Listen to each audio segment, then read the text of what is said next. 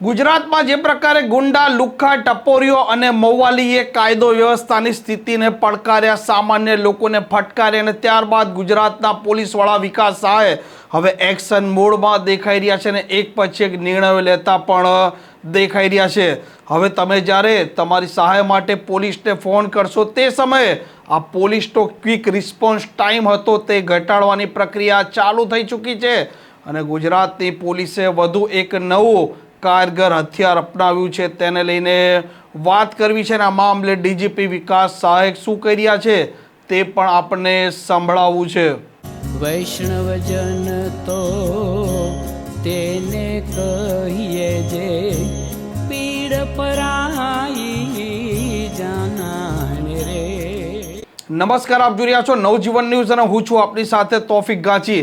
આ રાજ્યના દરેક જિલ્લા અને મોટા શહેરો, તાલુકા અને ગામડામાં અસામાજિક તત્વો, લુખ્ખા, ટપોરીઓ, મવાલીઓએ જે પ્રકારે કાયદો વ્યવસ્થાને પડકારી છે અને જાહેરમાં હથિયારો સાથે દેખાવો કર્યા છે, ત્યારબાદ ગુજરાતની પોલીસ સક્રિય બની રહી છે અને એક પછી એક નિર્ણયો રાજ્યના પોલીસવાળા વિકાસ સહાય લઈ રહ્યા છે. સૌથી પહેલા તેમણે ગુંડાઓની યાદી બનાવવાનું કહી દીધું છે. હવે તે ગુંડાઓને પાસા, તળીપાર અને ઘૂસીટોકની પ્રક્રિયા અંતર્ગત જેલમાં ધકેલવા માટેના પેપરોનું પણ કામ ચાલુ થઈ ચૂક્યું છે.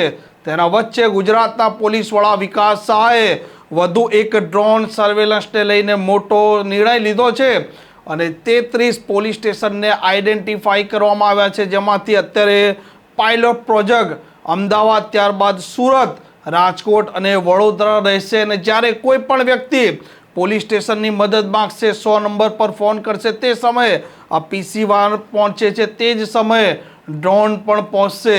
તે કેવી રીતે કાર્યરત રહેશે, કયો પ્રોજેક્ટ છે અને આ મામલે ગુજરાતના પોલીસવાળા વિકાસ સહાય શું કરી રહ્યા છે તે દરેકે દરેક વાત સાંભળો. ગુજરાત રાજ્યમાં કોઈપણ જગ્યાએ કોઈ ઘટના બને તો એ પછી પોલીસની રિસ્પોન્સ ટાઈમ કેવી છે અને રિસ્પોન્સ કેવી છે એ ખૂબ મહત્ત્વપૂર્ણ બાબત છે.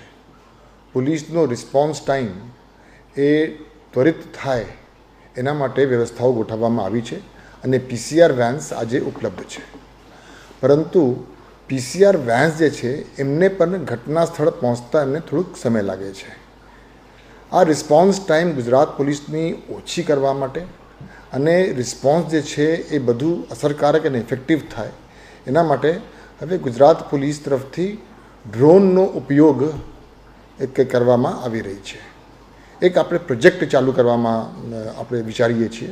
એ પ્રોજેક્ટનું નામ છે જીપી દ્રષ્ટિ, એટલે Gujarat police drone response and aerial surveillance tactical intervention.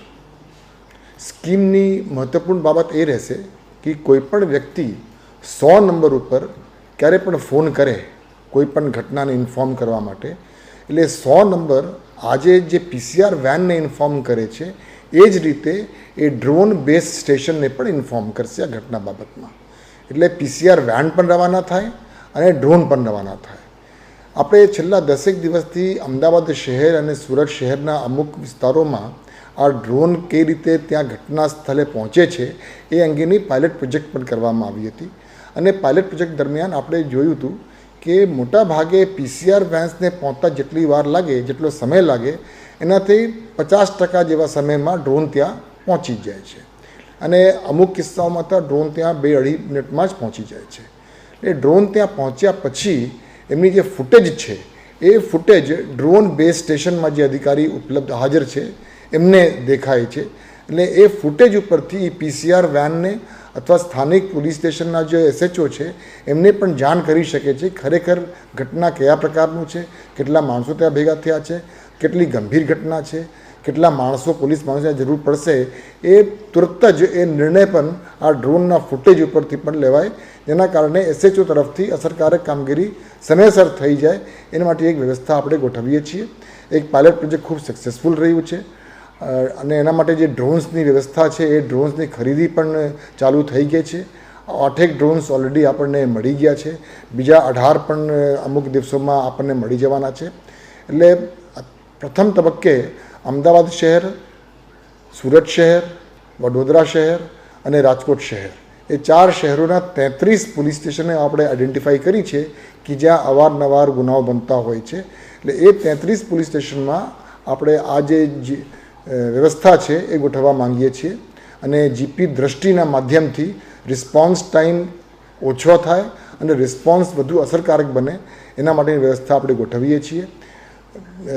Gujarat police academy કરાઈમાં આ બાબતની એક તાલીમની આયોજન પણ કરવામાં આવી છે અને જે લોકોએ ડ્રોનનો ઉપયોગ કરવાના છે એ તાલીમબદ્ધ રહે એ ખૂબ જરૂરી છે. એટલે 6 દિવસની એ તાલીમની આયોજન પણ કરવામાં આવી છે અને એ તાલીમ પૂર્ણ થયા પછી આપણે પ્રથમ તબક્કે 8 પોલીસ સ્ટેશન અમદાવાદ શહેરમાં આ કરવા માંગીએ છીએ અને એ પછી આપણે સુરત, રાજકોટ અને વડોદરામાં પણ કરવા માંગીએ છીએ.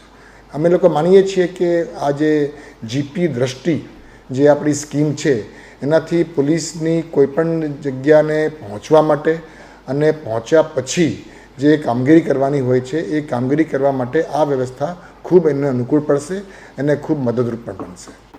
આ મામલે અત્યારે 8 ડ્રોન ખરીદી લેવામાં આવ્યા છે અને જીપી દ્રષ્ટિ જે સૌથી મહત્વનો પ્રોજેક્ટ છે તેની અમલવારી ગુજરાતની પોલીસ કરવા જઈ રહી છે અને એક ડ્રોન 2 સ્ટેશન બનાવવામાં આવશે. જ્યારે કોઈ પણ નાગરિક પોલીસની મદદ માંગશે તે સમયે PCR વાન તો આવશે, પરંતુ સાથે સાથે આ ડ્રોન છે તે પણ ડ્રોન 2 સ્ટેશન પરથી ઉડશે અને જે ઘટનાએ બનાવ બન્યો છે ત્યાં આ ડ્રોન તે પૂરેપૂરા ફૂટેજ મેળવશે અને તે મેળવ્યા બાદ જે તે થાણા અમલદાર અને જવાબદાર અધિકારીઓને તેની વિગત આપશે અને ઘટનાના અનુસંધાને કેટલા પોલીસ ફોર્સની ઘટના સ્થળે જરૂરિયાત છે તે મુજબ પોલીસ ફોર્સ પણ પહોંચશે અને જ્યારે PCR વાન પહોંચે છે તે પહેલાં જ આ ડ્રોન પહોંચતા જે ક્વિક રિસ્પોન્સ ટાઈમ છે તે પણ ઘટશે. આ વાત કહી રહ્યા છે રાજ્યના પોલીસ વડા વિકાસ સહાય.